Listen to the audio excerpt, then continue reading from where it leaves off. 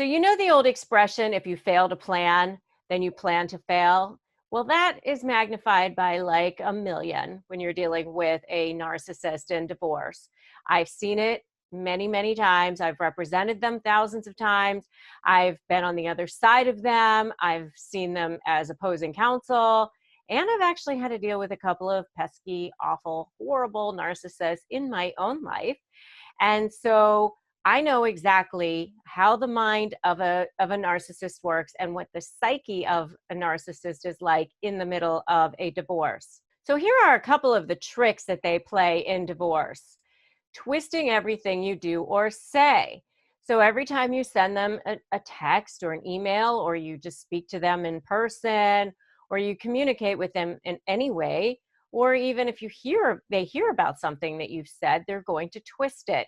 They're going to take the parts that they like. They're going to cut off other parts. They're certainly not above cutting and pasting parts of texts or emails to make it look like you said something or didn't say something. They'll do whatever they can to make you look bad and them look good. Because remember, with narcissists, they have no sense of inner value. All of their value comes from the external. They need an endless amount of what we call narcissistic supply, which is where they are boosting up their ego. And supply can come in the form of good things, such as a big house, or what I call positive things, a great job, being friends with the right people, things like that. Or it can come in the form of what I call negative things, which is causing you to feel devalued, debased, degraded, making you squirm, manipulating you. They get supply from that as well. And so that's what you see happening in a divorce. Because remember, for a narcissist, you have no value.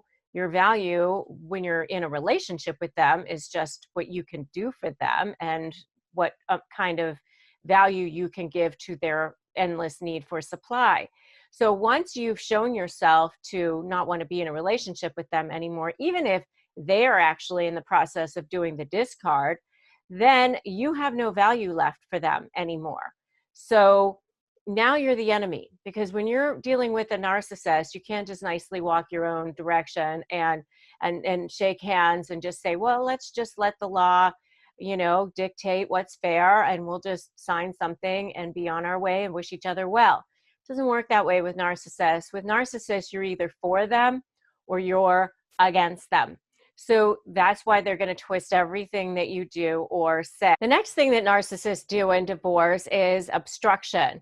So it's crazy, because there'll be laws in every state and everywhere that you have to provide certain types of financial documents to each other, and it's mandatory, it's required, and they won't provide what's mandatory. They won't provide what's required, or they might only pick and choose what they want to provide. So, if they're supposed to provide 12 months of credit card statements, you'll just see them provide 10 months worth, but suddenly July is missing or September is missing, and then you have to try to go back and try to get it. And all of this is just very frustrating. And a lot of times my clients will end up saying to me, how is he getting away with this? How is she getting away with this?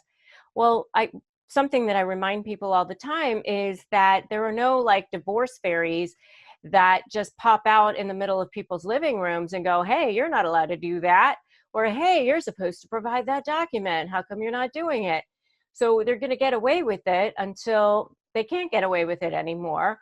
And what happens is they will no longer get away with it when somebody brings it in front of the judge. Because remember, the only person who has any power to order somebody to do something is a judge.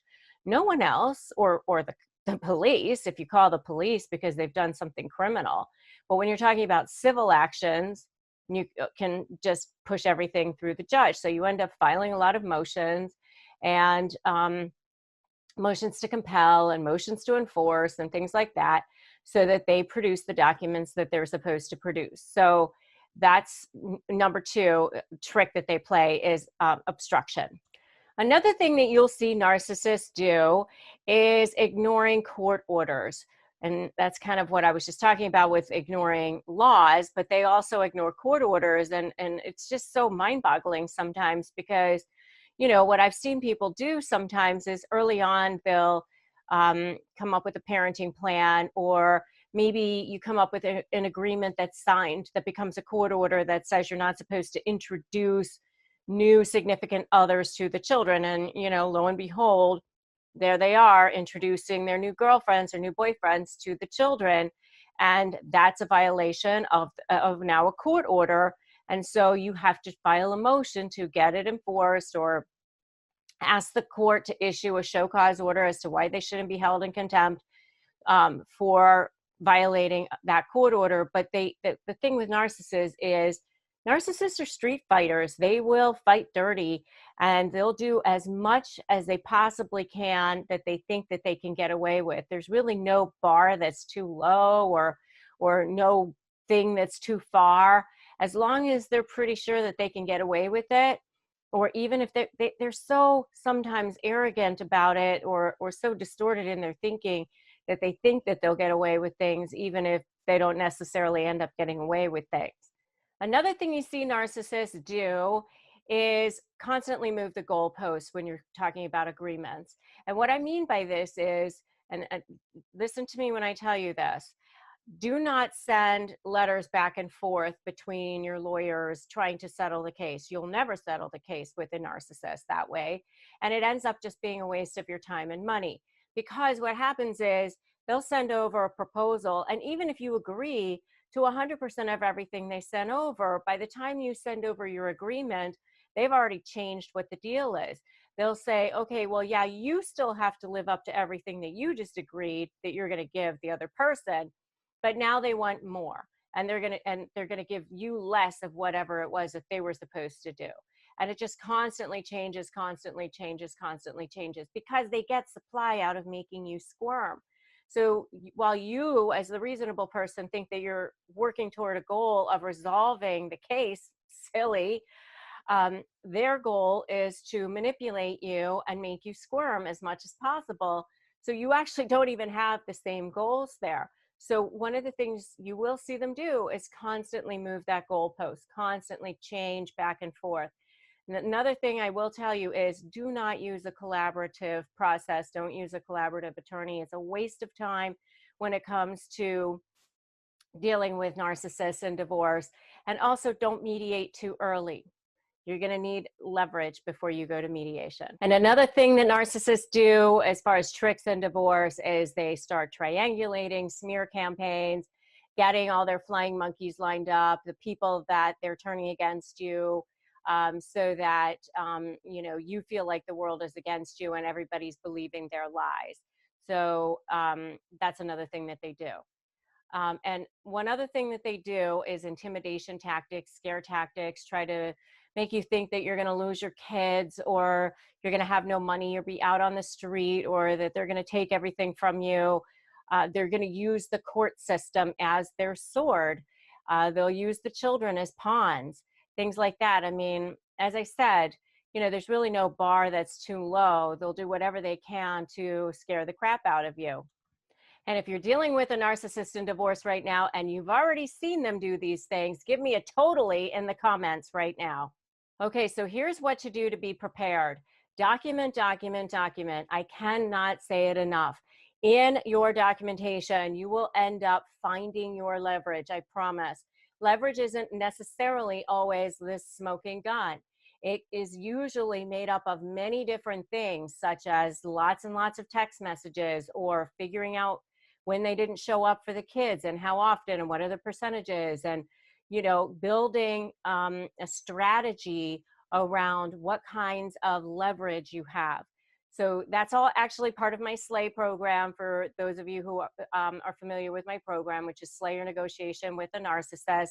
And SLAY actually stands for having a super strong strategy, having invincible leverage, anticipate what the narcissist is going to do and be 2 steps ahead of them, and focusing on you and your case.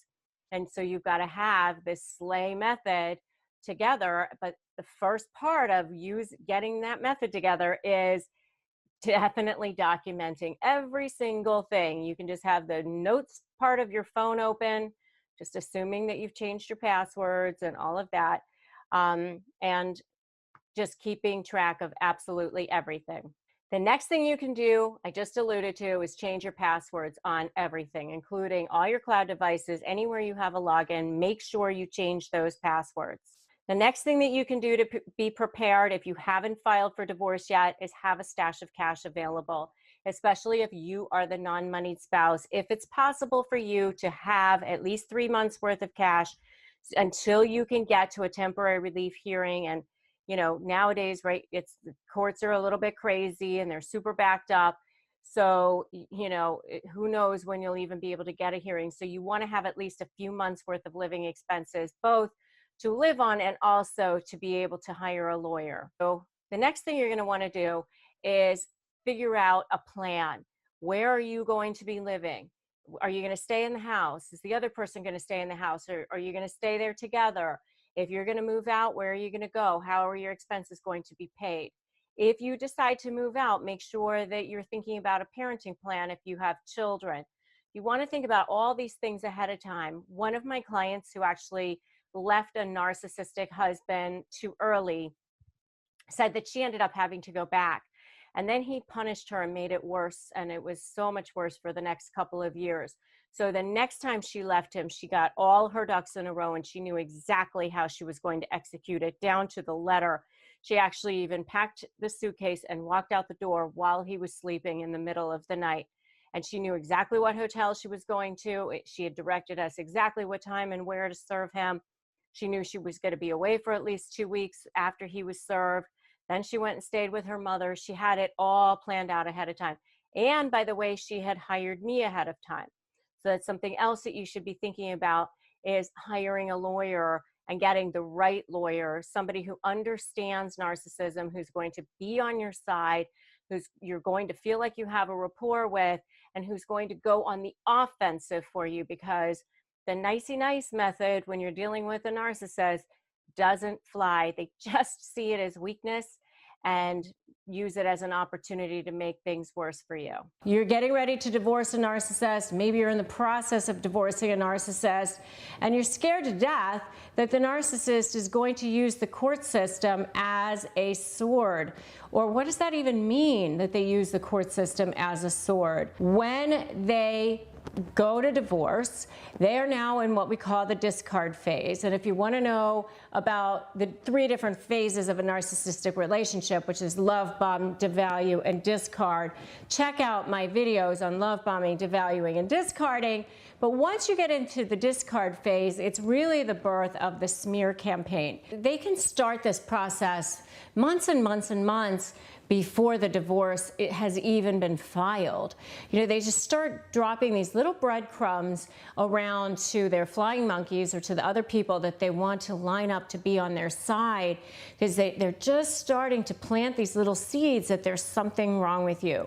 So, for example, they'll say, Mary had a little too much to drink at the party, and they say that like 6 months before the divorce was even filed, because they're kind of starting to see the writing on the wall. And so they just start to say these little things like, oh, I'm kind of worried about her. They put it in this terms of, oh, I'm so worried about that person. And then, boom, once the divorce starts, they are now suddenly asking for sole custody or supervised time sharing, or they want a custody evaluation, something like that. And it's like the craziest thing. So I have a situation like that right now with one of my clients. My client is the husband, and the two of them are in the same exact profession, and they even own the business together. They have 3 children together. They have shared custody. I mean, even when they were still married, they shared responsibilities. Both of them were taking the children to various sports events. Both of them were making dinner for the children. Both of them were helping with homework. Both of them were equally involved in the children's lives. So I crazily thought, oh, we'll start this case and it'll be no problem. Since they're in the same profession, we're just going to be drafting a marital settlement agreement. I'm sure it'll just be 50-50 custody. There won't be any alimony issues. But no, she goes and hires a lawyer that likes to help people use the court system as a sword and weaponize the court system. And suddenly the woman, the wife, filed a motion for a custody evaluation, and now all of a sudden she's withholding time sharing from my client. All of a sudden, when the case starts, he's a terrible parent. He beats the children. He does all of these things. Meanwhile, right up until the day that she filed the petition, they were sharing all the responsibilities for the child. But now here she is using the court system as her sword, weaponizing the court system to gain leverage over my client, to show that she's the one in control, to show that she's the one with the power, to show that she's the one that can make him squirm. Because remember, narcissists need an endless amount of supply. Supply is their food source, their oxygen, it's what they live on. So they get supply from jerking people around. It sounds like the craziest thing. When you're going to try to resolve a case, a divorce case, or any kind of issue, any kind of dispute with a narcissist, and you are a reasonable person, you are not on the same page, because that narcissist is not looking for an ending of the situation. The narcissist is looking for a way to continue to jerk you around. So while you're going, well, this doesn't make any sense. Like, why are we throwing all this money at this situation? Well, the reason why is because they are enjoying the process. They'll tell you that they aren't. They'll tell you it's your fault that it's taking so long. They'll tell you that you are the reason that they had to do all these things, because they had to save their children by asking for sole custody, or save their children for asking for supervised time sharing. But that's not what they really want to do. What they really want to do is jerk you around. I've actually had clients where they were the ones who were the narcissists tell me, I'd rather pay you than her. I'd rather keep the lawyer working and doing things to make the other person miserable than to actually resolve the case. It sounds crazy, but it's not crazy when you know what the motivation is behind it. And if you don't want this to happen to you, I want to see an I'm fighting back in the comments. If you are dealing with this and you're seeing this narcissist using the court system as a sword, or you think that they're going to be using the court system as a sword, there's only one way to get back at this, and that is to shift the dynamic, turn the tables, because you're going to feel like you're being pelleted with ammunition all over the place. They're going to use every single thing they can in their arsenal to make your life as miserable as possible. So you're just going to be sitting there defending. It's like you're trying to get yourself out of a paper bag. So the only thing you can do is use my SLAY method, which of course I have a whole course on slay your negotiation with a narcissist, but understand that SLAY stands for strategy, leverage, anticipating what the narcissist is going to do, and focusing on you and your case. And that's the only way you're going to do it, and you need to go on the offensive. And maybe even use the court system as your own sword, but in a way that ethically manipulates the manipulator, in a way that makes them think that you are potentially going to be interrupting their source of supply, so that they feel threatened. Because the only way that you're going to get them to stop using the court system as their weapon, as their sword to make you crazy and use it as a form of getting supply for themselves, is by fighting back, is by going on the offensive, is by threatening their source of supply, by saying, okay, potentially you're going to look bad if you do this, that, or the other thing. creating leverage against them. You know, inside my course, I give like 30 different examples of leverage because that's like so important.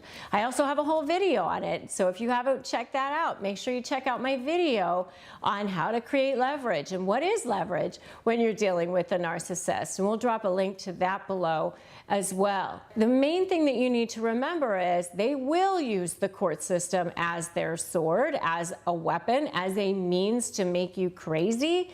Just expect it. Don't be surprised when they do that. But you need to have a plan of attack, a plan to fight back, a plan that has you controlling the process instead of them. So Kim, you and I talked about all of this beforehand, and one of the things that we agreed would be a really fantastic topic is to talk about the sneaky things that narcissists do in divorce. And yes, before we even got on camera here, we were like, and they do this, and oh, also, and they do that. And it's like, oh, we'll have no problem filling an entire episode talking about the sneaky things that they do in divorce. Right. So, you know, some of the things are the things that you would expect, you know, like lying and manipulating and scheming, things like that. I mean, the thing is that they're the same people in divorce. They're just like on steroids because they go into full-on attack mode. They do. You know, they're always in sort of survival mode. But during divorce, it's full-on attack mode. Even if the words coming out of their mouth are, let's settle this amicably, we don't need lawyers, there's no need to fight. You know, they'll say that stuff as they're behind your back, lining up their flying monkeys and hiding money.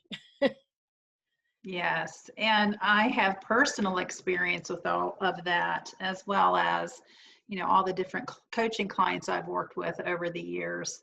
And I'm so glad you're bringing that up because you should never trust them when the two of you are alone and they're telling you, as you said, we don't need attorneys, let's just do this pro se, we'll come up with our own agreement. I've seen too many people being destroyed and devastated by doing those things. Yeah, I mean, it was funny because when I had a conversation with Dr. Ramani about, you know, who says they want to fight or don't want to fight, it, you know, when the divorce starts. And I told her that every single person who comes through the doors of my office, almost 100%, I haven't actually polled it, but I could tell you it's pretty close to 100%, says, I don't want to fight. I just want this to be amicable. I don't want to spend a lot of money on attorney's fees. Nobody wants to spend lots of money on attorney's fees. And what surprised her was that even the narcissist says that. And I said, of course they do, because first of all, they think that they still have full control over their target and they're going to be able to just jam whatever agreement down their throat that they think that they're going to. Or they're just trying to paint a picture, you know, that they're the good person, they're the kind person, they're the one that wears the white hat. The other person is crazy. The other person, maybe even will say the other person's a narcissist, or they might say the other person's an alcoholic, or whatever it is that they want to say about them. And so while they're behind even their own attorney's back doing sneaky things, you know, lining up their flying monkeys, manipulating emails, I mean, I've had really bad narcissists, malignant ones, who will actually break into people's emails. Like they figure out how to break into their computer through their server somehow. Like, I don't even know. This is way beyond my technology knowledge, but like they'll actually, I've had clients say that emails that were in their inbox somehow got erased. That does happen. And actually, that happened to me when I was going through my divorce because my ex and his sister at the time were really good friends with a private investigator, and that PI did not mind doing illegal things. So they planted spyware remotely on my devices and were able to get into my emails and would even use my phone as a microphone and listen in on my private conversations. I don't think that's as easy as it used to be. And I used to have an Android. I don't think it's as easy with iPhone. But yes, all of that happened to me. So I'm very familiar with that. That's interesting. I never heard anyone say it's easier to break into phone conversations with an Android than an iPhone. Well, this has been 10 years ago, so a lot's changed since then. Oh, isn't that interesting though? Um, so, they will lie, they will manipulate. Everything you say or do, you can just expect will be used against you. Even if it's something mild. But they'll also take pieces of text messages and manipulate them so that it looks like you said something that you didn't, or didn't respond to something. I mean, they're not above, manipulating the evidence. Right. And I think it's important for people to accept and understand that if the narcissist sends you an email and you don't respond, a lot of times that can be interpreted as agreement. Yeah, I mean, the way I suggest people handle that is, if they send an email, and a lot of times they're emails because as you're pulling away, they're going to get more and more out of control.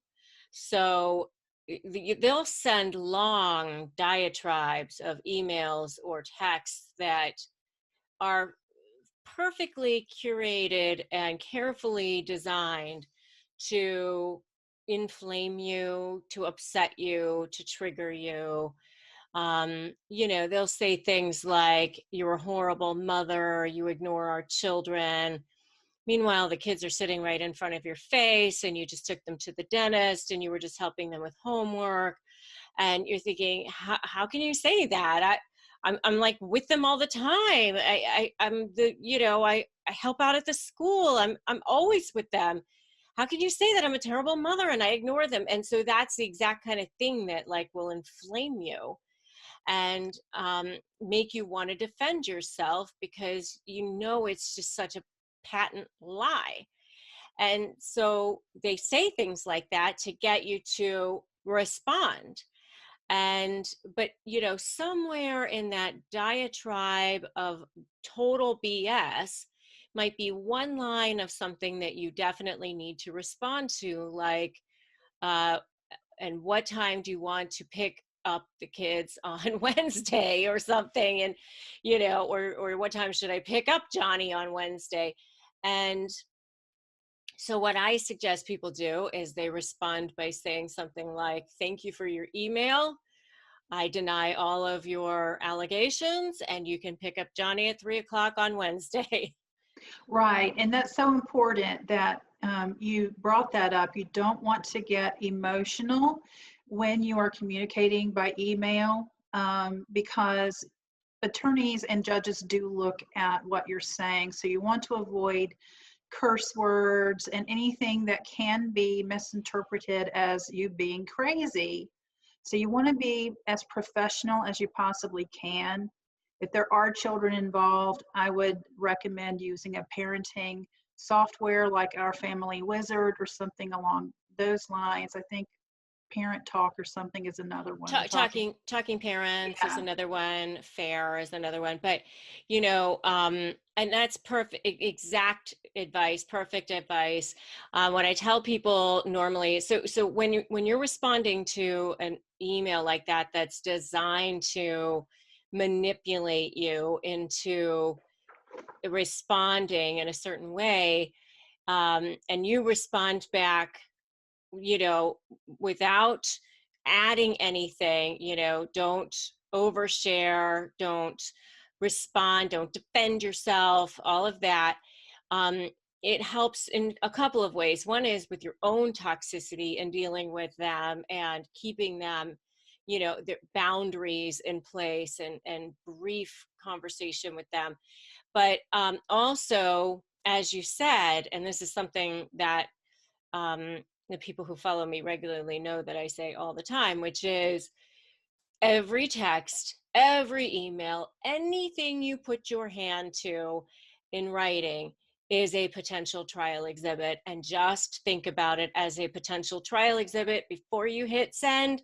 Just Right. imagine, just imagine the judge looking over your shoulder before you hit send and think, would I want this judge to be reading this? And because they probably will be. Unless it's so benign that it doesn't merit, have being seen again. I had a case one time where my client, I mean, both of them were kind of crazy, and they may have both been narcissists, who knows? But my client was the husband.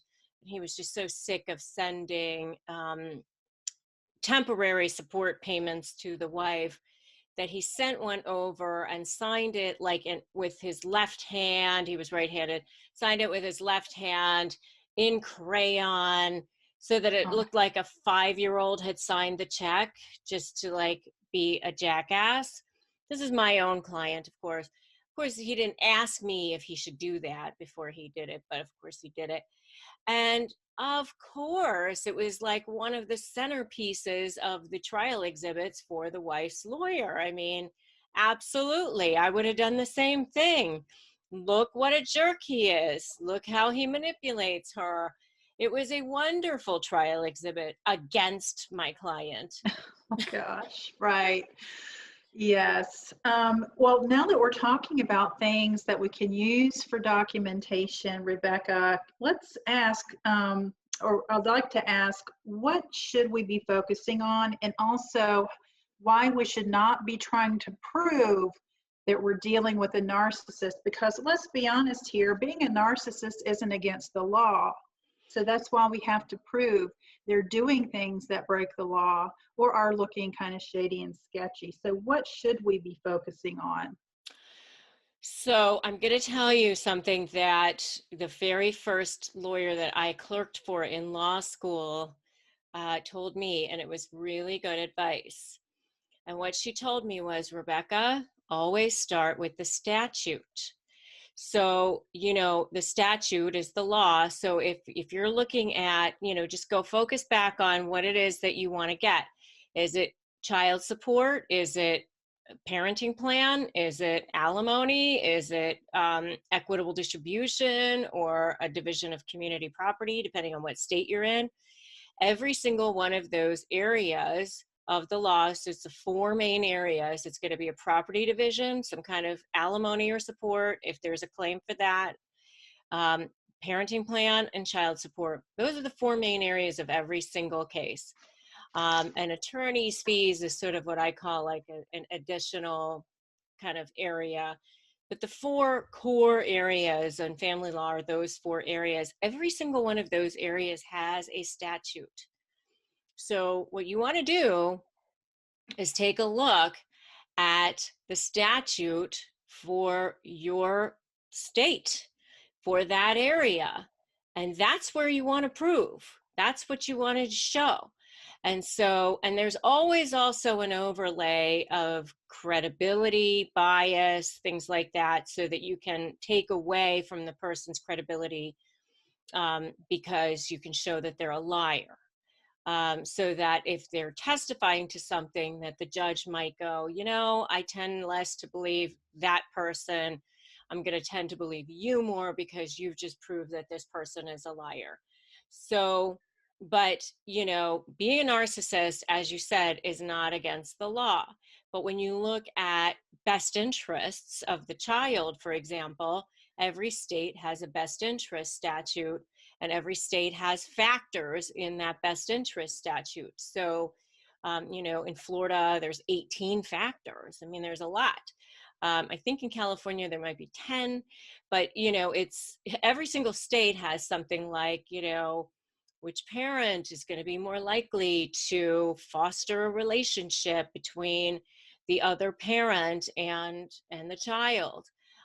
Which parent, is there a domestic violence issue? Is there, they look at all of the different factors for that child, what's going to be best for that child. And so what you want to do is put together your evidence and your documentation in a way that supports each factor. So if the person doesn't take their parenting time on a regular basis or changes it a lot, which is something you see a lot with narcissists, frankly. Yes. And the best thing you can do, I know a lot of people don't want to do this, but one of the best things you can do is enter into a temporary parenting plan early on, like right when the divorce starts, that gives them parenting time, because they will hang themselves. They won't take it. They will end up switching it all the time. They're going to be late constantly. They're going to be wanting to switch weekends or showing up on, different days or whatever. And you're going to be documenting all of that. And so you're going to be able to go at the end, whether it's trial or mediation, and have all this documentation that says, the other person changed their parenting time. Out of 20 different times that they were supposed to have the kid, they changed it 15. And you're going to say, and this happened while the case was pending. What are they going to do when people aren't looking at them? So obviously their work schedule isn't conducive to this parenting schedule or whatever. So let's say that a narcissist is doing that constantly, like either forfeiting their parenting time or wanting to change at the last minute and things like that. What should the parent who is trying to get primary custody do? Should they agree to that? Because will that come back to hurt them later? I mean, I can just see an opposing attorney saying, well, you did this. I don't see why it was a problem if you agreed to it. So is there a balance there? How should someone handle that? Well, if there is a temporary agreement in place, the first thing you want to make sure that there's language in there that says this is a temporary agreement and it's without prejudice, and it should not be used as a basis for the permanent parenting plan, and it should not be evidence of what's in the best interest of the child, and just put all that kind of language in there so that the court cannot go, well, you've been doing this, let's just keep doing this.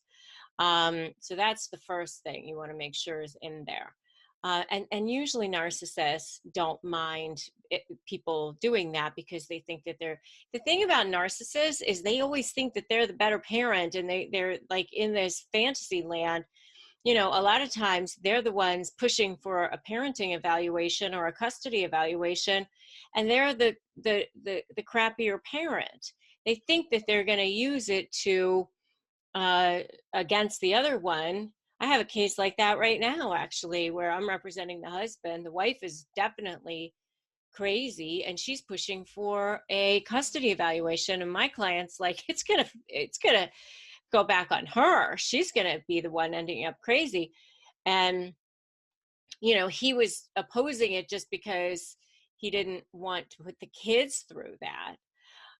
But on the other hand, he's like, this is not going to bode well for her. But this is what narcissists do a lot of the time, So They do. And I always encourage people not to get too upset when that happens. I mean, yes, you're going to be emotional. You're going to be in that sort of panic mode. But unless the other person has proof that you're an unfit parent, what do you really have to be afraid of? What can they possibly show in court that's going to prove that you're an unfit parent? So that's another reason to be careful in your communications, and not be going out to clubs and doing things like that that could look, bad on you.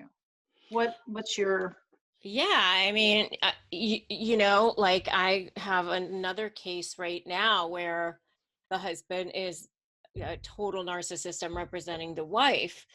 And, you know, he's always doing and saying things to inflame her. I mean, luckily, they have a baby. And luckily, we entered into a parenting plan prior to the baby, just prior to the baby being born. Like he, you know, lovely guy that he is. He filed for divorce when she was 8 months pregnant.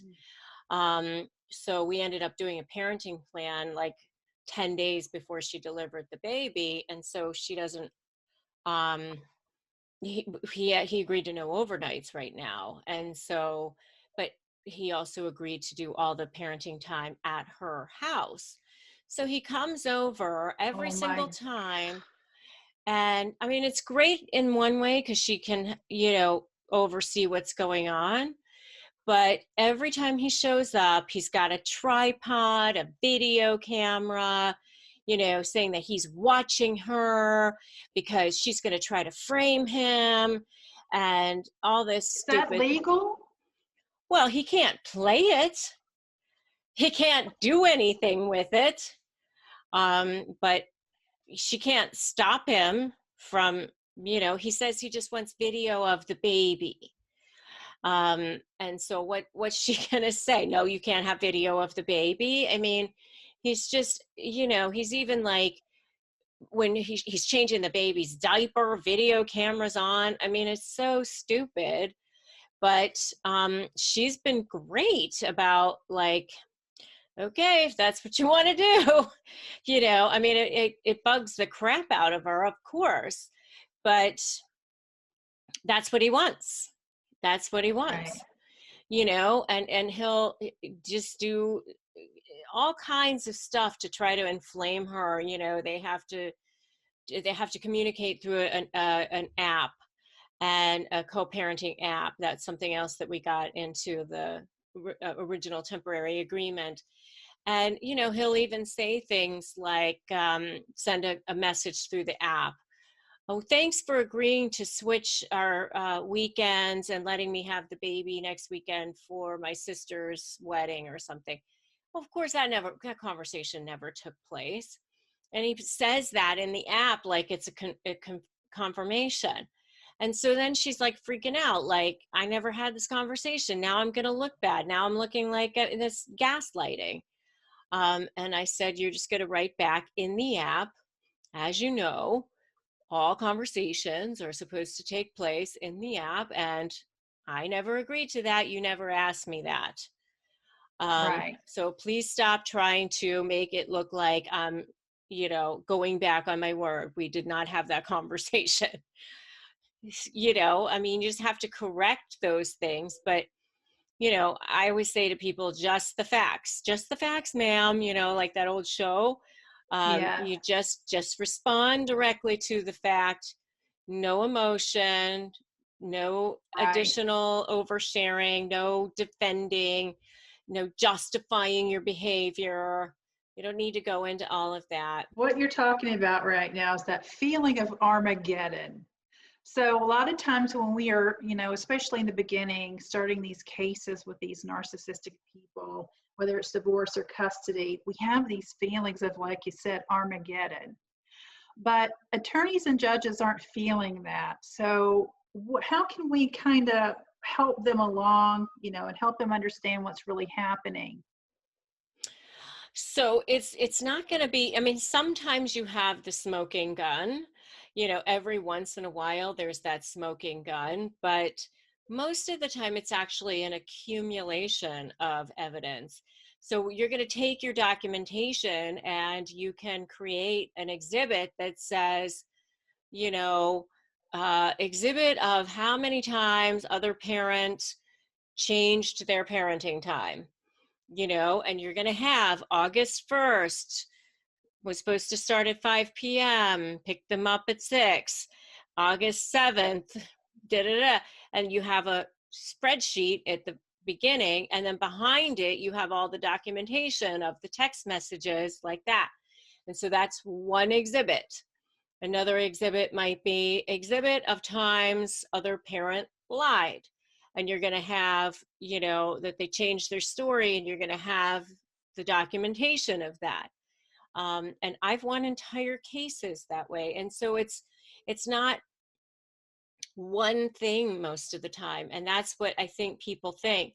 And that's all part of what I call slay or negotiation with a narcissist, which is my slay program, which is strategy. SLAY actually stands for strategy, leverage, anticipate what the narcissist is going to do, and focus on you and your case. And by focusing on you and your case, what I'm talking about is being on the offensive. If you have a football team and all you're doing is defending yourself, and you have a great defense, that means that no one's scoring any points for you. So you have to be ready to go on the offensive. And how you do that is by focusing on you and your case and the strengths of your case. Why is it better for you to have the children? What can you offer that the other person cannot? Why are you entitled to alimony? Why are you entitled to more of the assets? Why are you entitled to more child support, or whatever it is? So get your own house in order. And that's something that people, if you've been so beaten down by a narcissist for so many years, it's almost a foreign concept to think about going on the offensive. It like kind of goes against. There's so much guilt there. Yes. Yeah. It's like against every cell of your body. Like, oh my God, I think it's guilt and fear and what's going to happen. And also just sort of like beaten down. Like, I mean, I can't tell you how many people have said to me, oh, everyone always believes her lies, or he's turned everyone against me, or she's turned the doctors against me, or he's turned the school against me, and you just sort of feel like it's just, I can never turn this around. But you can. One thing that was a turning point in my own journey those many years ago was visiting my local domestic violence center. And what she did, of course, they gave me a case manager, and she could not represent me. But I'm glad you were talking about the documentation, because she prepared me so well that I was able to win a restraining order pro se against my ex and his attorney. And so I had 3 different binders of evidence, one for myself, one for my attorney, one for the judge. And I had exactly what you said: lies, not paying child support, and just different things that the judges and attorneys would be looking at. And I think the worst thing that we can do is not have any documentation and believing the lies, like when they convince you to save money on attorneys and come up with your own agreements and that sort of thing.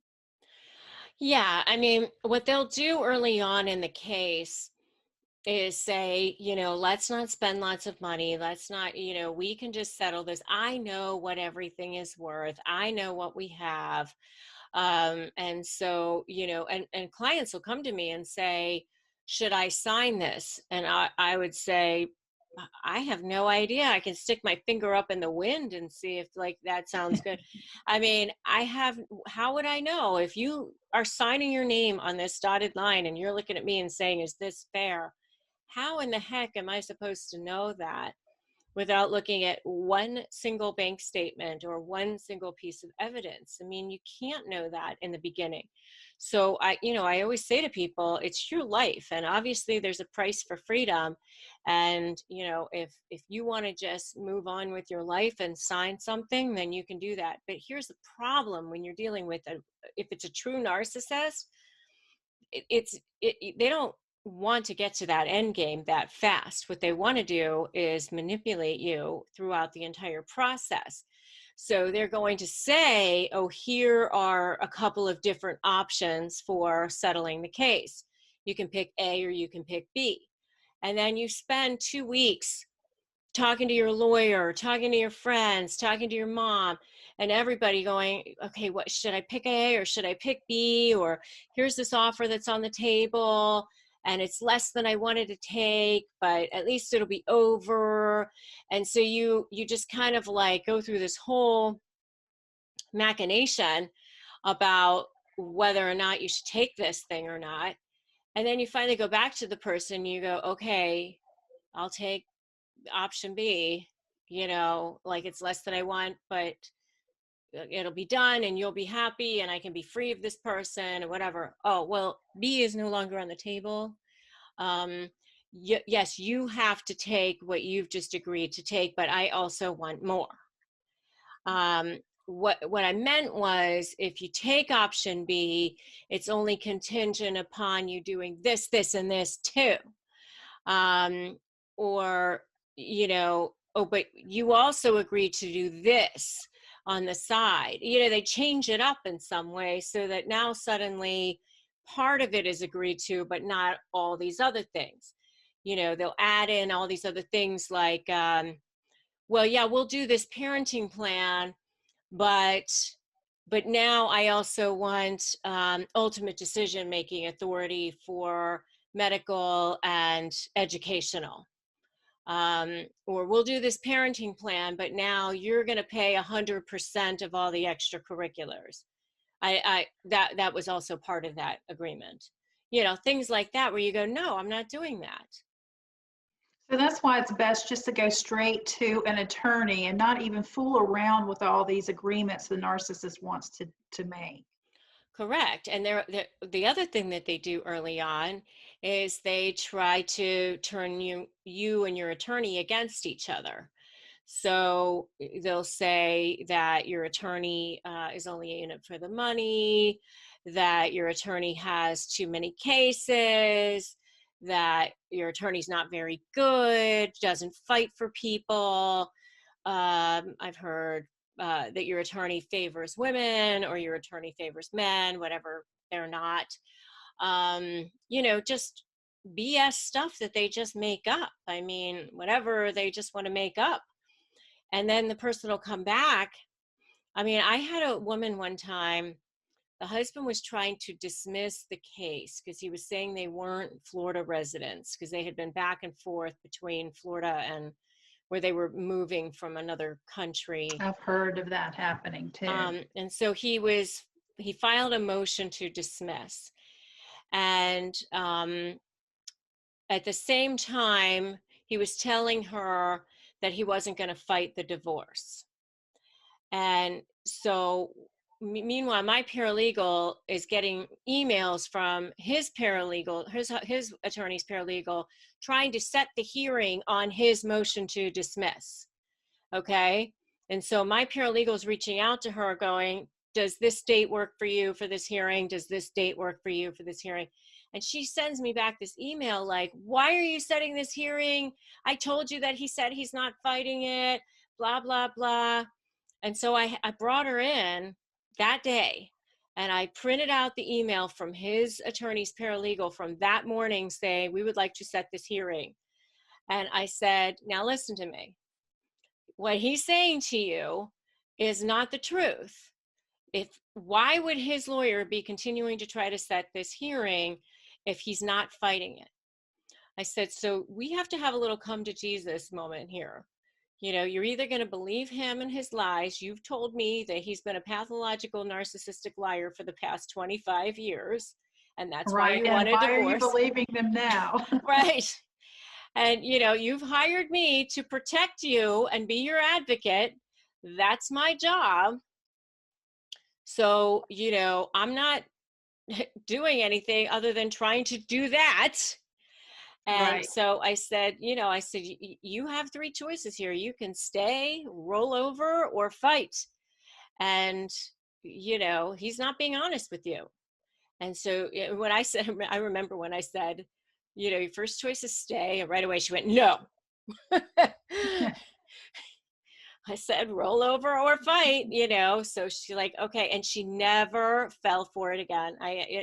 He was actually from the Middle East as well. He was, of that old school where, where he was from, you say, I divorced you 3 times. And, yes. And then the women are like, banished to some like basically living on the street. Purgatory. Yeah, Yeah. that's where he We was from. don't work. I think I'm glad you brought that up because I do get a lot of coaching clients who are married to Middle Eastern men or separated from them. And we don't follow those rules here. So if your Middle Eastern spouse is saying, I divorced you 3 times, okay, whatever, but we still have to follow the laws of the United States. Yes, absolutely. But that's what he kind of expected, you'll be living on the street and have no money. I mean, that's what he wanted. And it took, That's what they think. yeah, and it took 5 years. I mean, it was like all the sneaky things they do in divorce, hide money, distort reality, gaslight, smear campaigns, all of those things were basically like a to-do list for him. I mean, oh, let's Exactly. see, I haven't done lying today. Let me make sure I do that. Yeah. Obstruction. Oh, ignoring court orders. Let me make sure I do that. Check. Yeah. I remember when I was going through the smear campaign, my ex was telling everyone that I was a drug addicted prostitute who was digging through dumpsters for my meals. When in reality, I was at home taking care of our son. I was an elementary school teacher and then tutoring after school. And I was just trying to live my life. But everyone that he knew was thinking differently. And you just have to rise above all of that. And just remember, unless they have proof, viable proof that they can prove in court, you just have to let all of that go. Yeah, I mean, you just have to focus on your case and the facts and getting your documentation, because otherwise, if you just get into that spiral of what are they doing and oh my God, what are they going to do next? It'll just eat you alive, which is what they want. And now they're stealing your future as well as your past. And you just don't want them to do that. Don't give them the power to continue to steal your life from you and rent space in your head. Right. Because they can accuse you of things all day long, but unless they have proof, it's just hot air. Exactly. So, I'm just trying to look through our list and make sure that we, um, you know, have gotten through everything. And I think we have. I just want to, just make sure that I say again, like, you can turn this around. You can go on the offensive. It starts with you. That's why there's people out there like Kim and people like me who are out there to try to tell you that this is not the end of the story. It can get turned around. Kim actually did it. I've helped many, many people. I've actually had to deal with narcissists in my own life, which is part of the reason why I feel so passionate about this. And as well as thousands of them in my law practice over the last 20 something years. So you can go on the offensive, and you don't have to engage in the same schemes that they do. You don't have Right. to lie and be as horrible as they are. You can ethically manipulate the manipulator, but that's, it's just slight ethically manipulating. But just through documentation, creating a super strong strategy, figuring out what their weak points are, figuring out what your leverage is, and creating a case that you present to the court that says, here's factor A of this statute, here's my proof that I'm the better person for this factor. So before we arranged this call and this session today, you were telling me about your program. And in the beginning of this interview, you mentioned that people don't want to spend a lot of money on attorney's fees. And one way they can avoid doing that, I think, is with your program. Can you tell us a little bit more about that and how it can save them money in the long run? Oh, absolutely. So the program is normally $697, but for your listeners, I'm giving a $200 discount if they use the code SLAY200, so SLAY 200, to get $200 off. And that makes it $497. So it's less than the cost of, a good lawyer's hourly rate, honestly. And one of the things I didn't say, but I should say, is that when narcissists are involved, the costs of attorney's fees is at least 4 times more. So if it's normally a $15,000 divorce, you're looking at 60,000. It's at least 4 times more, sometimes 10 times more, honestly, depending on who you're dealing with and how malignant they are. And so and don't expect that your lawyer is going to know everything. Lawyers mostly don't know what the hell to do. You have to hand them the leverage. They don't sit in your house. They don't see what's going on. You have to show them what's going on, and you have to know what to show them. And that's what I teach you. I mean, if the lawyer doesn't have ESP, they can't sit there and go, oh, looks like this person is changing their schedule a lot of times. Um, they don't know that, unless you put it together, all the documentation, and create a summary and show it to them and go, look how many times he changed the schedule, or look how many times he lied, or look how many times she did this, or here's an email that proves that she is smear campaigning me to the doctor. The lawyer doesn't know those things. You have to bring it to them, and you have to know what to bring to them. Right, and you have to be able to prove it most of the time, and that's why it is so important. You can't just run into your attorney's office and say, I'm trying to divorce a narcissist, and expect all these downloads just to happen, for the attorney. You have to be able to prove it. You have to know exactly, as you said, the laws of your state, and get that documentation together. And I think your program kind of outlines that for people. Exactly. So now your lawyer knows exactly what to do, plus how to respond. I mean, part of my program, I have 50 key phrases to disarm the narcissist. So one thing I love about your program, I just want to say this before I forget, is that you have different strategies for the different types of narcissists. Can you go into that a little more? yeah, so I actually I walk through the program and I say, okay, here's a covert narcissist. Here are the kinds of things that they do in a divorce. Here is a grandiose or overt narcissist. Here are the kinds of things they do in divorce. And here's a malignant narcissist. And here are the kinds of things they do in divorce. So you are going to have to build a strategy to anticipate, that's part of the A, what they're going to do, and build a strategy anticipating that.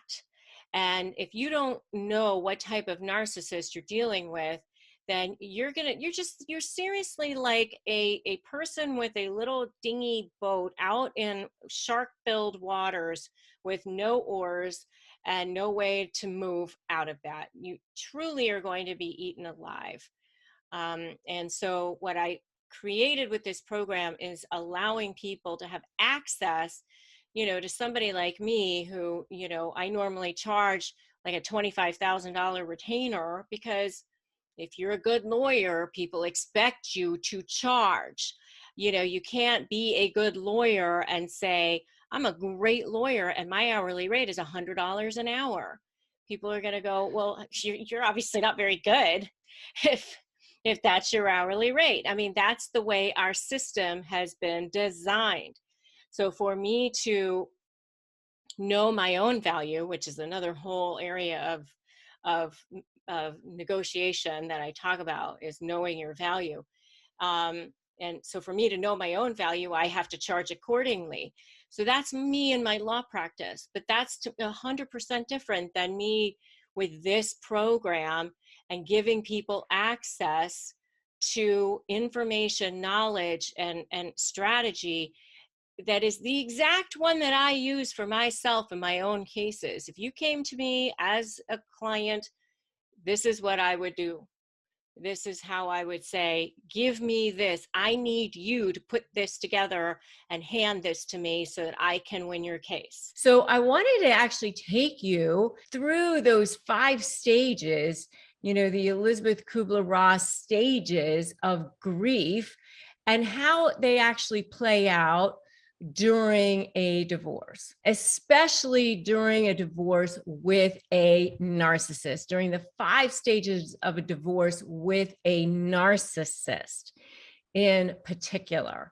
Okay, so what do the 5 stages of a divorce with a narcissist look like? Number 1 is denial. So when you are dealing with a divorce from a narcissist, you are dealing with denial. First of all, you deal with the fear, that fear of what's going to happen, that catastrophe of what's going to happen. Because when you are dealing with a divorce from a narcissist, you know what's coming. You know that down the pike, they're going to turn against you. You know you're going to become public enemy number 1. You know that potentially going to expose you and try to turn the world against you and all of those things, right? And so you know that potentially emotionally, physically, spiritually, all of those things, it's going to be pure hell. And what's going to happen to you, what's going to happen to your children, what's going to happen to you financially. And you're imagining all the worst possible things. And so maybe you are in denial at the beginning about all of it because you just don't even want to think about it. So you kind of deny that this is where your relationship is. You think maybe it's not so bad, or maybe I can live with this, or maybe it's not so bad all the time, or maybe this person can change. So you're kind of in denial about the relationship being as bad as you think that it is, right? So that's probably the first stage of divorce. And then the second stage is that anger, where you think, why are you like this? And why do you have to be so horrible? And why couldn't you just change? And why did you have to mess things up? Why did you have to cheat? And could you have stripped so much of my life away? And why did I waste my life on you? And you're just so angry at this person for maybe messing up your children's lives, just everything. Maybe you're resentful about the fact that they didn't make more money or that they wasted money on things at this stage where you just maybe feel entitled. Maybe you just feel like they need to pay for everything that they've done to you.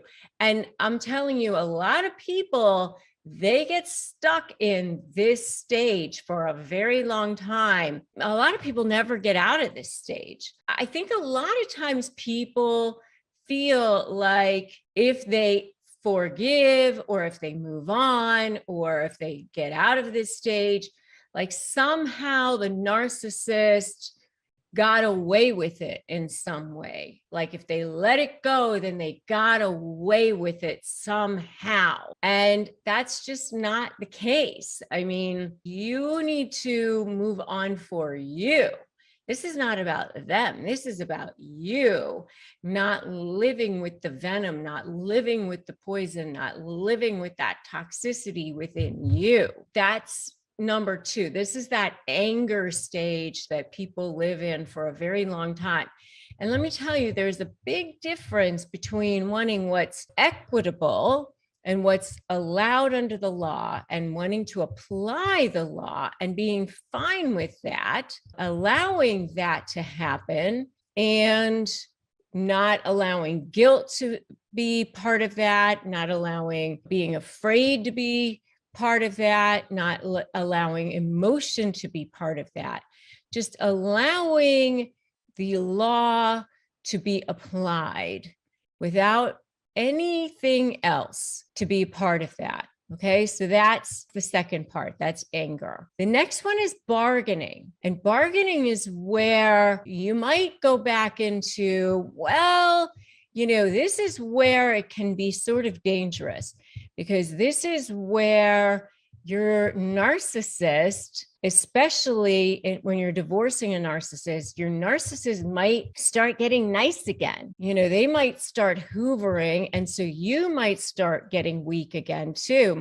You might start going, well, maybe this might work out, or maybe it's not going to be so bad, or maybe we might be able to be friends, or maybe we might be able to somehow, some way, either get back together, or maybe we can be amicable, or maybe I can get them to see my value, or maybe if I just give in on certain points, they'll start to give in for me. And this is a trap I see people often fall into, especially in negotiating with narcissists. Sometimes people think, well, if I give a lot on the front end, they'll see how great I'm being and they'll also give in. That definitely is never the case, by the way, ever. They just take, and then it just goes into the ether, and they'll be like, yeah, and your point is what? That never helps you in any way, by the way. And they don't acknowledge you. They don't see your value. I mean, that doesn't help you. And so that you go through this bargaining stage, and a lot of times that whole honeymoon phase is often met with rejection. You try to get them to see your side or whatever, and it doesn't work out. And then it ends up feeling worse, and you end up feeling even worse than you did before. It's almost like you've been rejected again. And so it ends up where you feel even more lonely or more sad or something like that. The one thing I do want to say is I have a couple of videos. One is on self-care when you're coping with the narcissist. I would definitely check that out.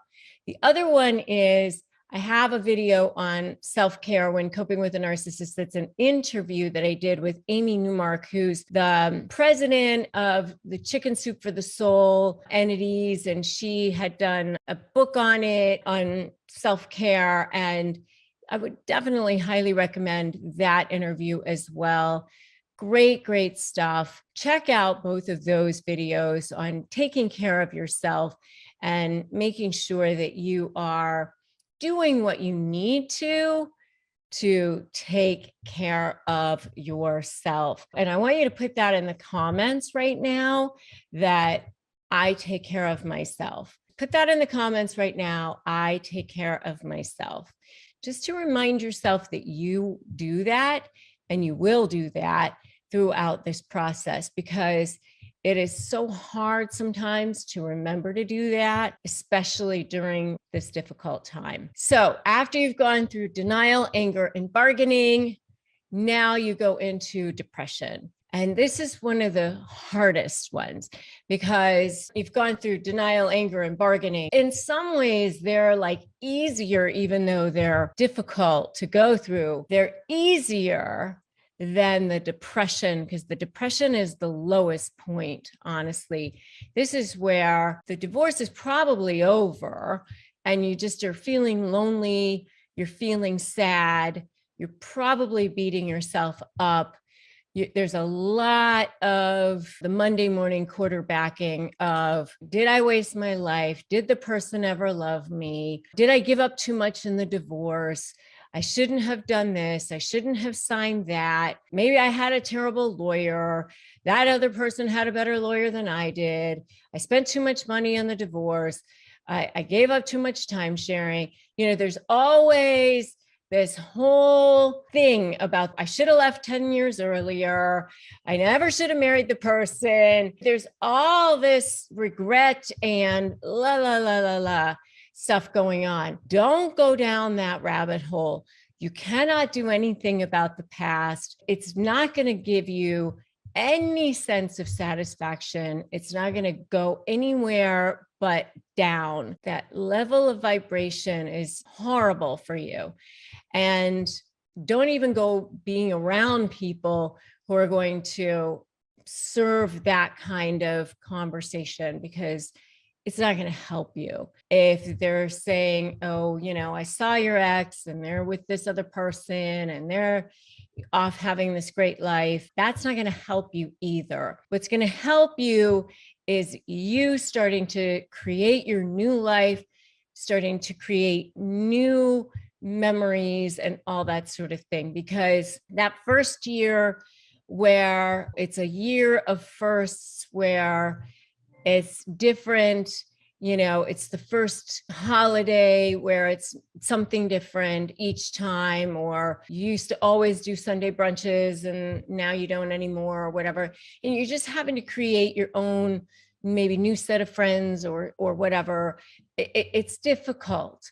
And so starting to create your own new life, your own new future, where you feel whole and complete on your own, is going to be absolutely critical. Developing your own set of interests, your own set of friends, join a book club or join a runner's club, or start something where you have you're cultivating your own life, where you start to feel whole and complete. Join a meditation group or something like that, where you start to do things for your own peace of mind, where you start to feel whole and complete on your own. That will do wonders for you. Really making sure that you have your own support system in place is going to be absolutely critical. And then the next level, that's going to lead into the acceptance. You'll know you're into that acceptance phase when you can see your ex and not feel any emotion about it other than, oh, there's my ex. Hello, goodbye, whatever. I don't feel anything around you other than there's my ex. And you've now pursued your own life. You now have your own life, and your ex has his or her own new life, and everybody has gone their own ways, and it's all fine, well, and good. And you need to create that space for yourself. Those are the 5 stages of divorce with a narcissist. And that's the most important thing. When you can get through that, when you can get to that level of acceptance, that is where you know that you have moved on, that you've gone all the way through, that you have moved through all 5 stages, and you have become who you really are supposed to be. Your soul knows that you were born for more. Your soul knows that you were meant for more. Now, let's talk about how to prepare yourself financially for a divorce. If you are getting ready to go through a divorce, it's different to prepare financially if you are what we call the moneyed spouse or the non-moneyed spouse. The moneyed spouse is usually the one who is making more money, and very oftentimes the moneyed spouse is the one who has more control over the finances. Sometimes it's not necessarily that way. Sometimes you see the person making the money, and then the other person who hasn't been making as much is the one who has been paying the bills and in control of the finances. But a lot of times what you see is the moneyed spouse also usually has control over the actual money. So if you are the non-moneyed spouse or the person who doesn't have control over the finances, it's really even more important for you to prepare yourself financially for divorce. And if you are getting ready to divorce a narcissist or anybody, make sure you check out my video on before you divorce a narcissist. Watch this, because that will give you tons more information. If you are getting ready to divorce a narcissist or anybody, and you're in it to win it, give me a "in it to win it" in the comments. Regardless of who you are, whether you're the moneyed spouse or the non-moneyed spouse, the very first thing you're going to want to do is gather your financial documents. So when you go to file for divorce, and once the divorce is filed, regardless of where you are, you will have to disclose information about your finances. So generally, that means a couple of years of tax returns, several months of bank statements, credit card statements, savings accounts and checking accounts for both personal and business.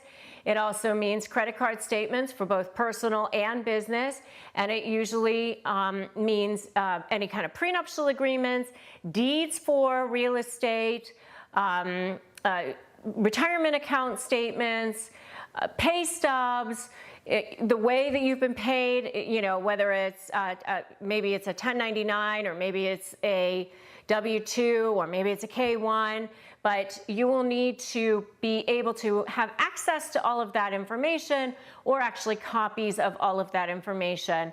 Your lawyer will need that. And, you know, for how long will you need it for?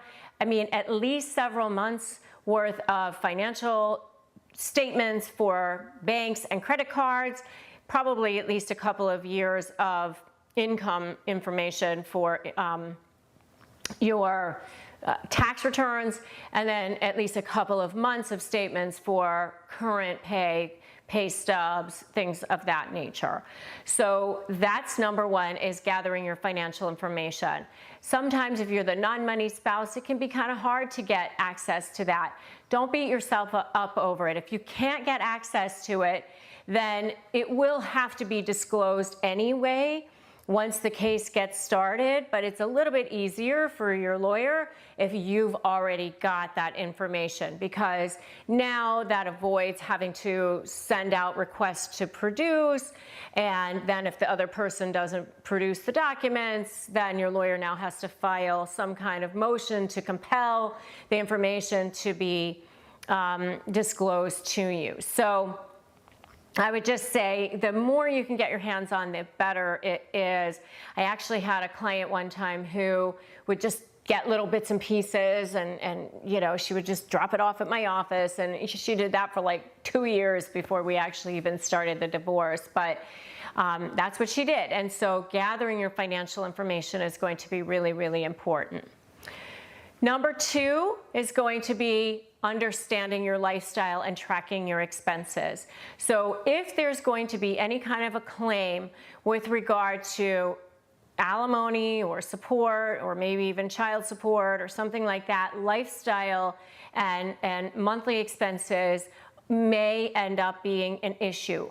So it's really good if you have a really good understanding of how much you've been spending monthly on anything, you know, including mortgage, taxes, insurance, electricity, utilities, cell phones, but also dining out, insurances, pet expenses, grooming, gifts for people, any kind of children's expenses, tuition, lunches, anything that you're spending for the children, extracurricular activities, things like that. So make sure you have a really good understanding, if you can, of what the lifestyle has been, because that will also help you as well.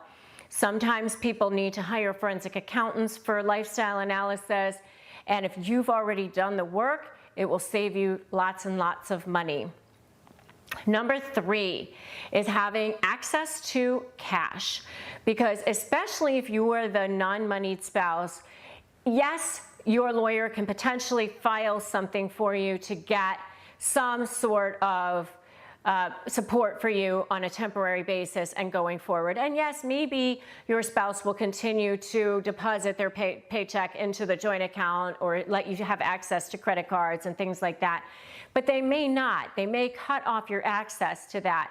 And yes, your lawyer can file something that orders the court, where the judge will order the narcissist or whoever the other person is to continue to pay for those things for you, and can you continue to give you access to those things. But in the meantime, while they've cut you off, your lawyer has to file the motion, get the hearing time, get in front of the judge, get the judge to give a ruling, and all that time you're trying to live. And how are you going to? So if you can, ideally, it would be better if you have at least a few months worth of cash that you have access to, that you have sole control over, and also enough to hire a lawyer if possible. If you don't have a way to save it up for yourself, maybe you can call upon family members or friends to get a loan for you, so that until your lawyer can go and get that money back from the spouse, from a court hearing that you take it out in loans. And obviously there's no guarantee that you can get it back, but that is something that you will want to talk to your attorney about. But in the meantime, if you can get access to having enough cash to get you going for a few months and also hire an attorney, that would be the ideal situation. The last thing is just prepare yourself and your documents in making sure that your any trust documents or wills or anything like that state what you want them to say, because once you get going with the divorce, you may or may not be allowed to change beneficiaries or change what is in your trust documents or your wills or things like that, or beneficiaries on IRAs, because sometimes, depending on the jurisdiction that you're in, there may be a standing order issued that gets issued. It's an order of the court that gets issued as soon as the divorce is filed, which precludes people from making big changes. So, it will preclude you from also putting the house on the market or doing anything like that unless you agree to putting it on the market or making these big changes. So if there are changes that you want to make, you should probably talk to your lawyer, but those are the kinds of things that you're going to want to do prior to the divorce being filed. So let's talk about Kim and Kanye. So they reportedly have a prenuptial agreement in place, and they're worth a combined $2.1 billion. Yes, that's billion with a B. So is this divorce going to get super messy? But what about the prenup? I mean, if the prenup is in place, then how could it be messy, right? Well, here's the thing. The prenuptial agreement will probably only address the finances. So with regard to the assets and the income, anything like that, yes, it will definitely be not messy, assuming that nobody is challenging the terms of the prenup. But the kids, that's where there's going to be a rub, because you cannot pre-contract for anything with regard to the children. In other words, you can't say, 6 or 8 years ago or 10 years ago or whatever, in this particular instance, they were married 7 years ago, but you can't say, here's what's going to happen with the children 10 years from now, because you're not going to know what is going to be in the best interest of the children at that time. So it is against public policy to pre-contract for anything with regard to the children. And the courts have the final say as to what's in the best interest of the children, not even the parents, because sometimes the parents don't even come up with the best agreements. Most of the time, courts end up just rubber stamping whatever parents come up with as far as an agreement, but sometimes they don't, and especially when people challenge that.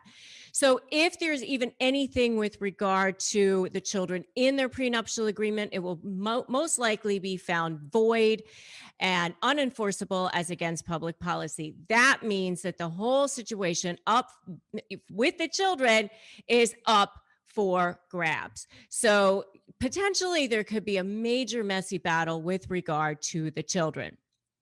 So the second question I've been asked on this is that Kim cited irreconcilable differences and is seeking joint and physical custody. So what does this say about her intentions? And does this signal that she wants it to be amicable? So first of all, irreconcilable differences really only means that she just wants a divorce. It just is the terminology that is used nowadays to get a no-fault divorce. So you can use irreconcilable differences. You can say irretrievably broken.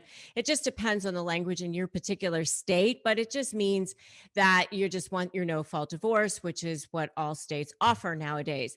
So that's the first part of it. But with regard to seeking joint and physical legal custody of the children, it might just mean that she wants him to still be a part of their lives, that she's recognizing that it's important that they have a father, that sort of thing. But it doesn't necessarily mean that they're not going to end up fighting over what the actual schedule is going to be and what the actual parental responsibility is going to be. So in other words, she might say, I want ultimate decision-making authority around medical or educational or something like that.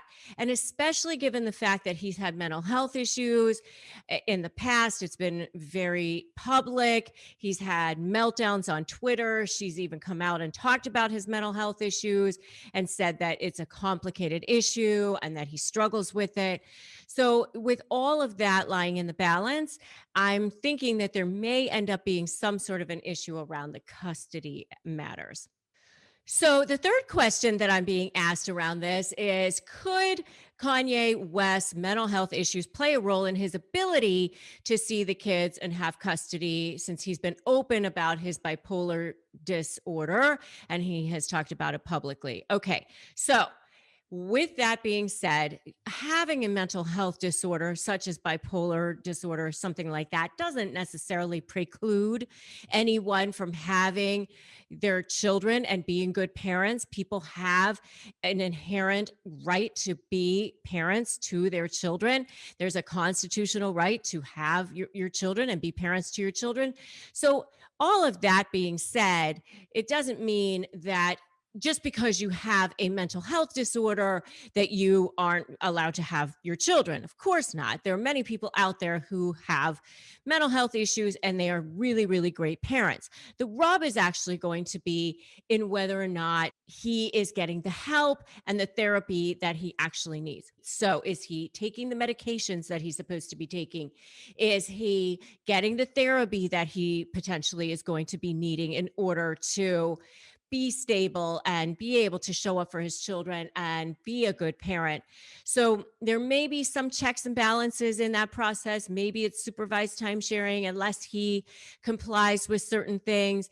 Maybe it's a certain amount of time sharing for a little while, and then he works up to something a little bit more depending on how he behaves and things like that.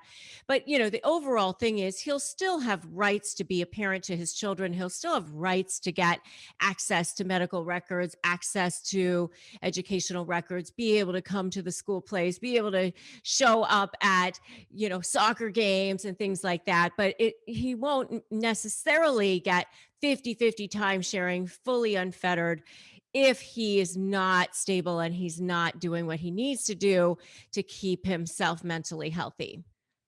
And if you definitely saw this divorce coming, give me an I saw it coming in the comments below. So the next question that I've received is, they haven't listed their separate properties and assets, but Kim reportedly noted in her petition that pursuant to the parties' premarital agreement, all assets and obligations of each party are his or her own separate property. And she also asked the court that each of them pay their own attorney's fees. So what does this mean?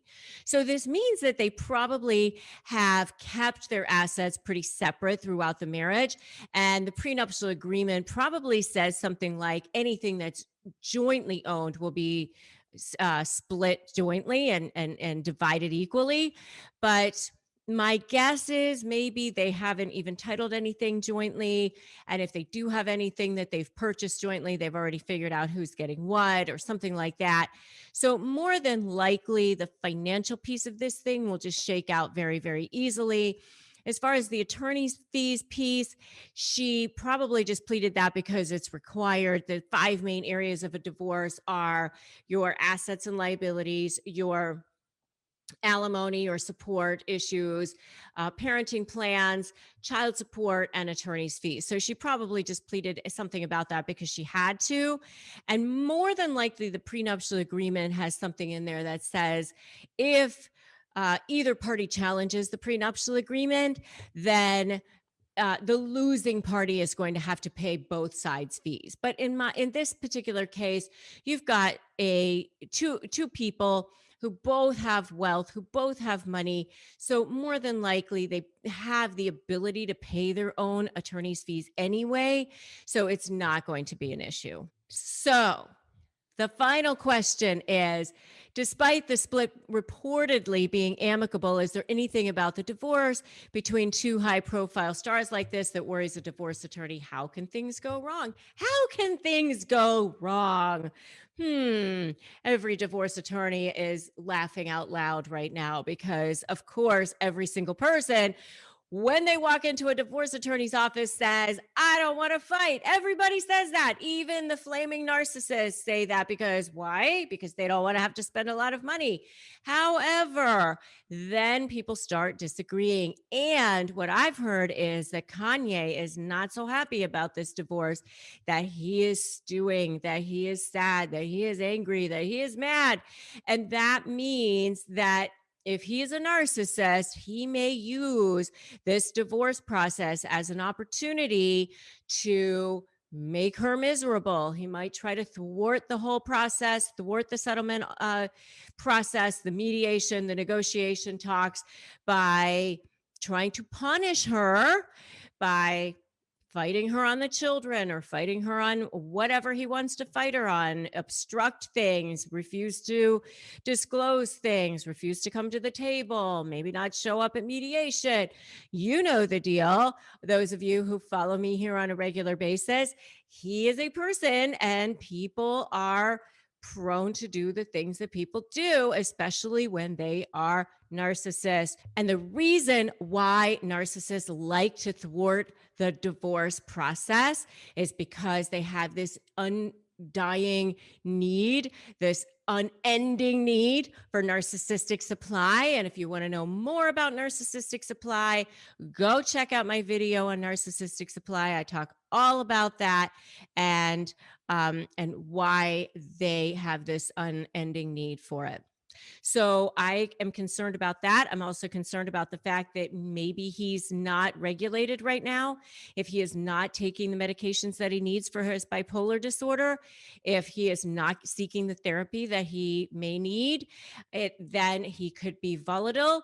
And that process could also make it very, very difficult for her, especially if she's trying to keep it behind closed doors, if she's trying to keep it quiet, if she's trying to make sure that she protects the children. Who knows? They could be both narcissists.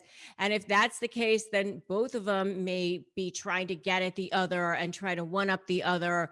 And what happens with narcissists when there's children involved is they don't have the ability to put their children first. And so they often end up fighting and using the children as pawns to try to hurt the other side. And the losers in that situation are most definitely the children. So let's talk about the 11 sneaky things that narcissists do in divorce. So first of all, before we get to that, you need to understand something about narcissists. And that is that with a narcissist, you're either for them or against them. And if they find out that you're against them, once you're into that discard phase, then you become public enemy number one.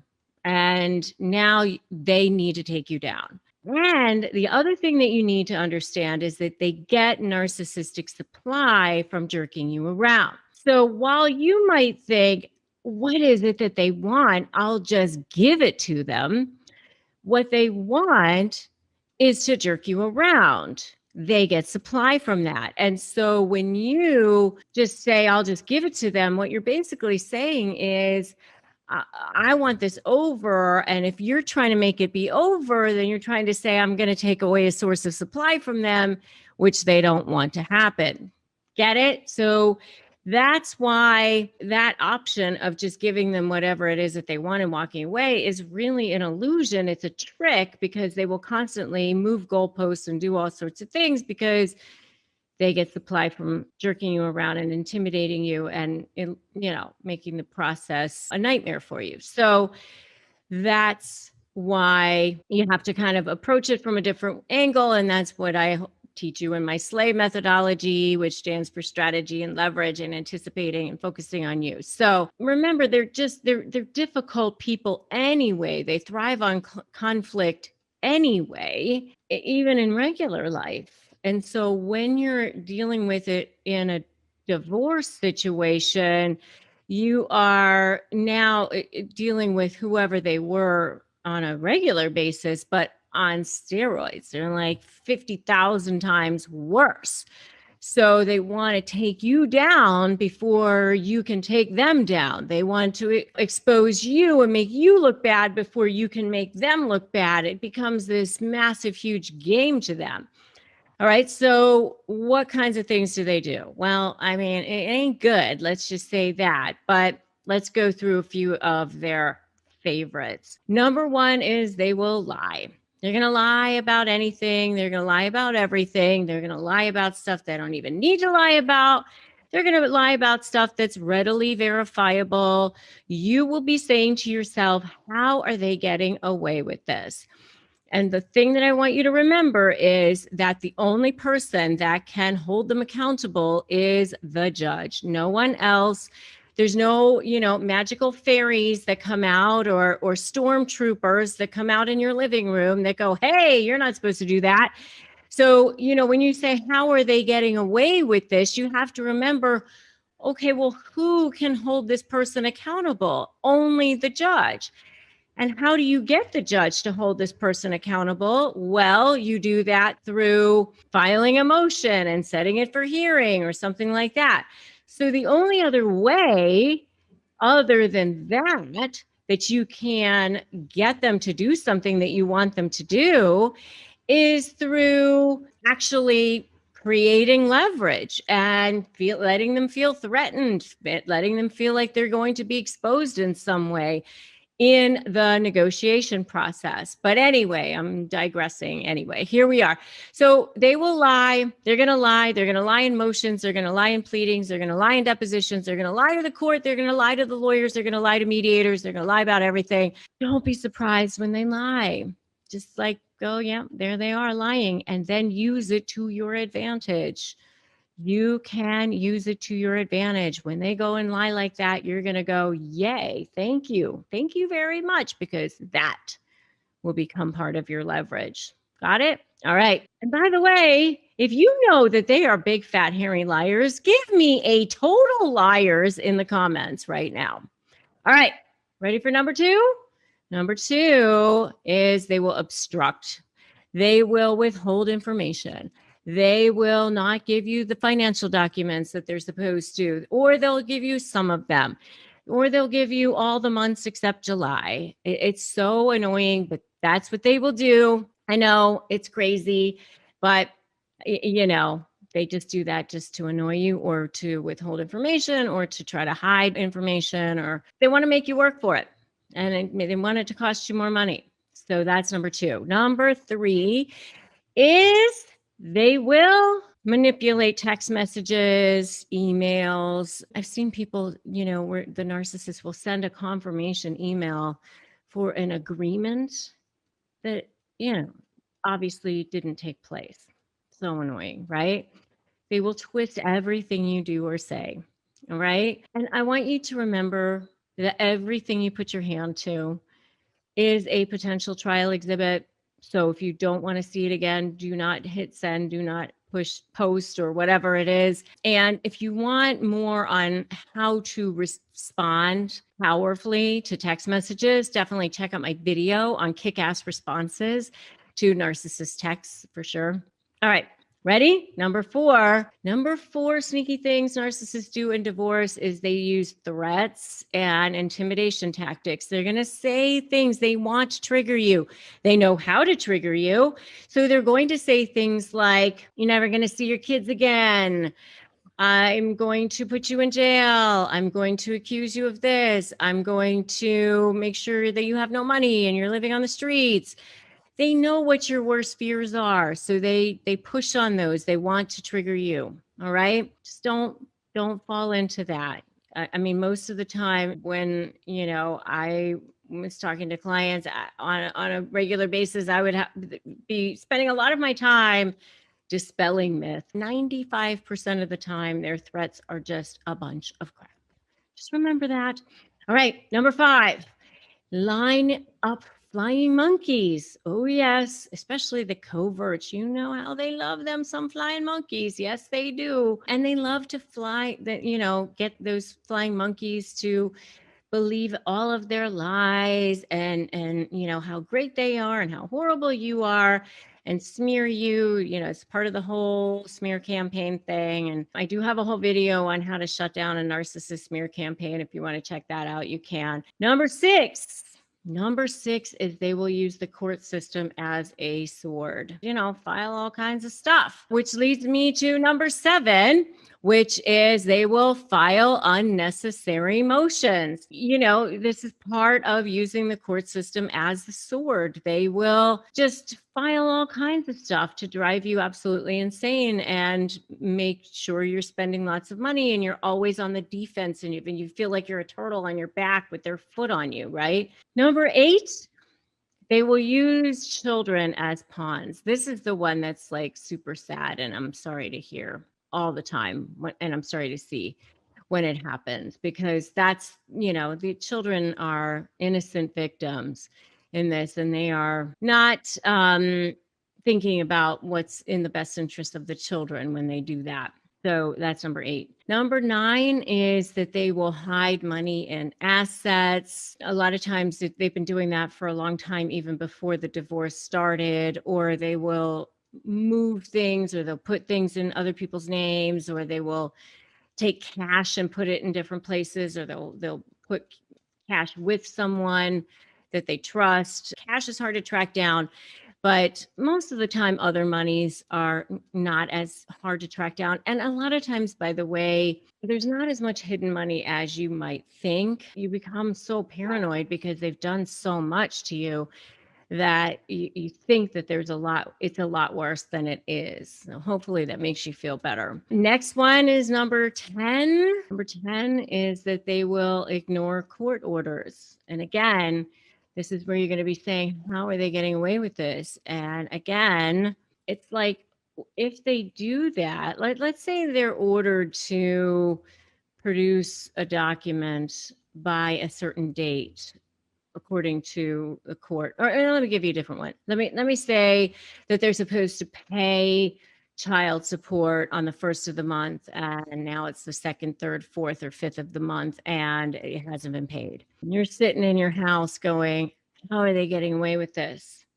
I want you to think that through, because the reason they got away with it so far at that point was because no one would know about it that needs to know about it, because the only person that needs to know about that is the judge. So when they ignore court orders, you need to file something to let the judge know that they ignored the court order. You know, whether it's a motion for contempt or a motion to compel or a show cause to, you know, should they be held in contempt, something, you know, whatever needs to be filed in your particular court. And sometimes there's different languaging in different courts, but if they do that, you just need to let the courts know. Don't let them get away with it. Even if you file whatever you need to file and the hearing doesn't get set for 3 months or whatever, don't let them get away with it. You have to stay on them. You are conditioning them on how to treat you. So that's number 10. You ready for number 11? This is the last one. And this is by no means a comprehensive list, by the way. I'm quite sure that all of you guys are going to say that there's lots more. And you can definitely go ahead and comment below other ones that you've seen too. All right, ready for number 11? Number 11 is stalking, threats of violence, actual violence. Just remember that everything that you do or say can be used against you, and probably will be if you are dealing with a narcissist. Unfortunately, as I said, they're big, fat, hairy liars. Could the gaslighting also be not just a way of controlling you or the other person, but also just a way of getting what they want, of justifying what they want? And, you know, I want to be able to do what I want to do. And so I'm going to tell you that we already had this conversation, that you agreed that I could do whatever it is that I want to do. You don't remember having that conversation? Oh, well, I guess you're crazy. You know, I think it's some of that too. Oh, I think it's definitely a lot of that. Yeah. So, and do you think that, Brene Brown talks in her book, Daring Greatly, about narcissists and how they're the most wounded of all. They carry the most shame. And so they have the most to cover up for. Do you see that too in your experience? It's really hard for anyone to diagnose a person with narcissistic personality disorder. And so I tend to lump people in, I don't care what the name is called. If the behaviors are these, then it's not a healthy relationship. Right. And on the note of them being wounded, the theories are that narcissists are sort of born out of their own trauma. And if they were raised in an abusive household, then you have a choice of either becoming a narcissist to protect yourself. You're not going to let anyone in. You're going to stop everyone from getting close. And this is following the pattern of how they were abused. The other option when someone has an abusive parent in their life is that they become a codependent, a people pleaser, someone that wants to help everybody and not make any waves. So you've got this push me, pull you kind of a thing. They're takers and we're givers. And so, together we make a perfect match. And that's just the human magnet syndrome, as in Ross Rosenberg's book, is that we are attracted to the drama because we're used to it. And as far as them being able to heal, I don't think that they will ever be able to heal because it is embedded in them. Again, it's a protective mechanism to their own trauma. Yeah. So how would somebody who wants to divorce a narcissist go about that? What kinds of advice would you give them about, statistics, stories, ways to get out of it? Well, the first thing is to get support, because you are not about to have a normal divorce. And again, most of the people that come into my groups don't even know they were with a narcissist, don't even know that they've been abused. So when you start a divorce, you're almost innocent at that point.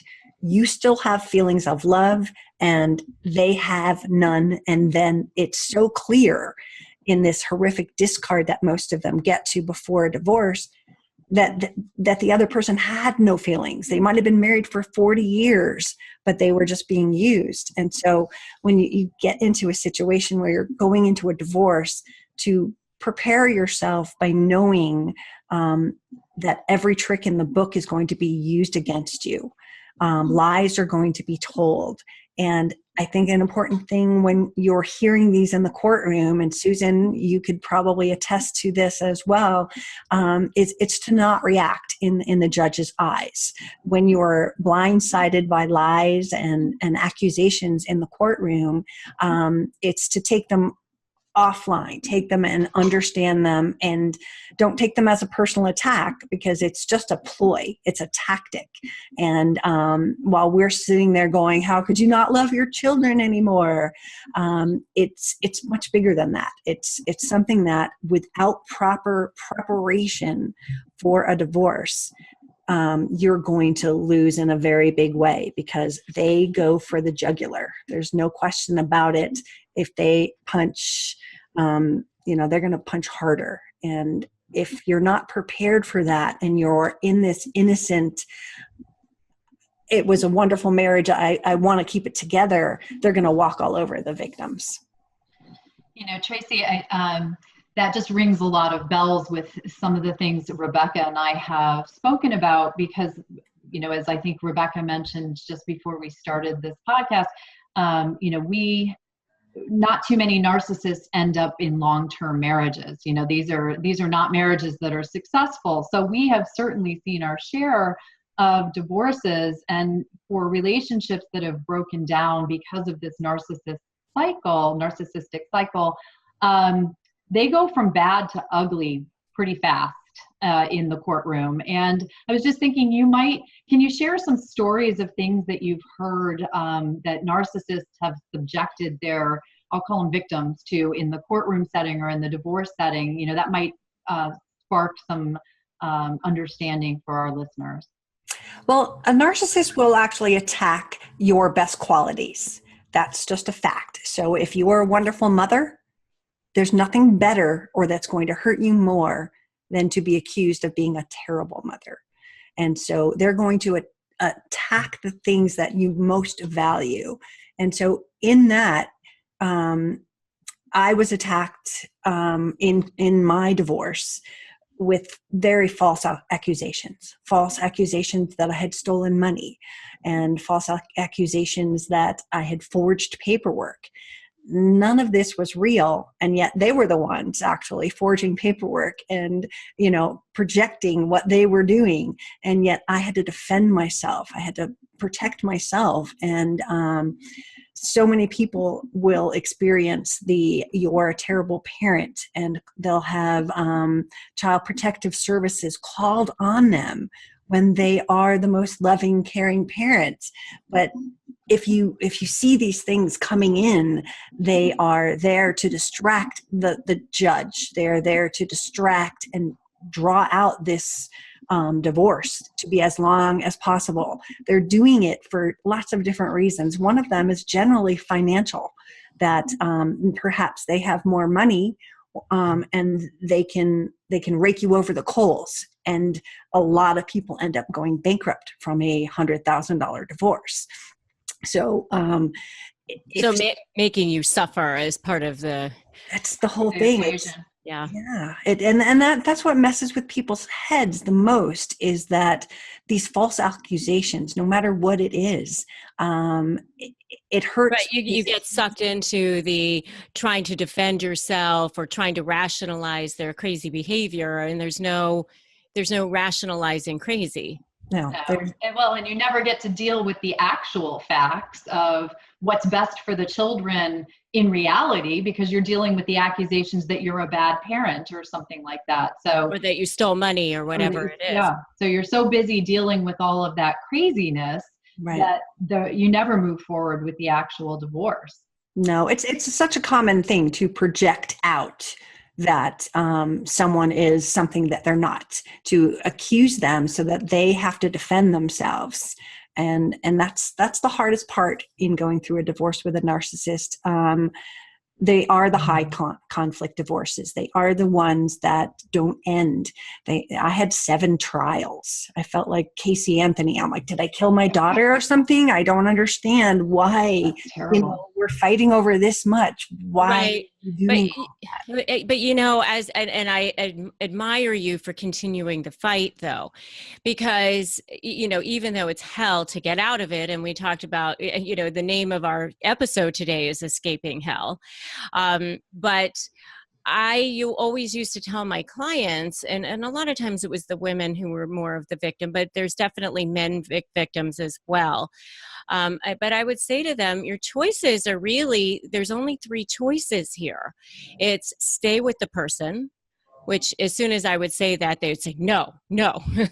Okay, so door number 2 is take your pat on the head and take exactly what they want you to take in the divorce, whatever the parenting plan is, whatever the support is, whatever the property division that they think is, fair to them, which is, basically nothing for you and all for them. Or door number 3 is to fight for what's fair. I mean, those are really the options. And so, I like what you said about, making sure you have the right support, and because it's going to take every ounce of strength you've got. Yeah. And unfortunately, it can cost that $100,000 that you talked about as well, Tracy.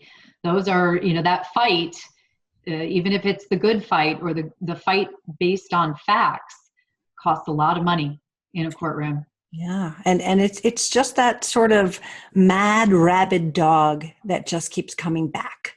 You just think, why can't this just end? Like, I'm not fighting you. Why does it have to why is something coming out every single time we go to court? And it confuses the victim. It really confuses them, because they truly believe that there was a real marriage and that this shouldn't be happening. So when these things happen, it really messes with their head. Right, because the goal is not to just pragmatically, you know, settle the divorce. The goal is to make you suffer. And they'll fight for things that they don't even want. Like kids. This is all the time. Huge thing. They don't even want them, but they don't want you to get them. And they're willing to fight again without any reason or any real interest in, but it's just the battle. It's the battle to watch you squirm in court. And that's their goal. If they can fulfill that, they feel like they've gotten away with something. And when they tip you in court and they tip you in the parental parenting plan and they get you upset, be really aware that they could be recording you and then using that against you. There's so often where their manipulation of baiting someone is to push you to that point so that you do look crazy. So now they can go around to their next victim and the next victim and tell everyone how crazy you were. So really common.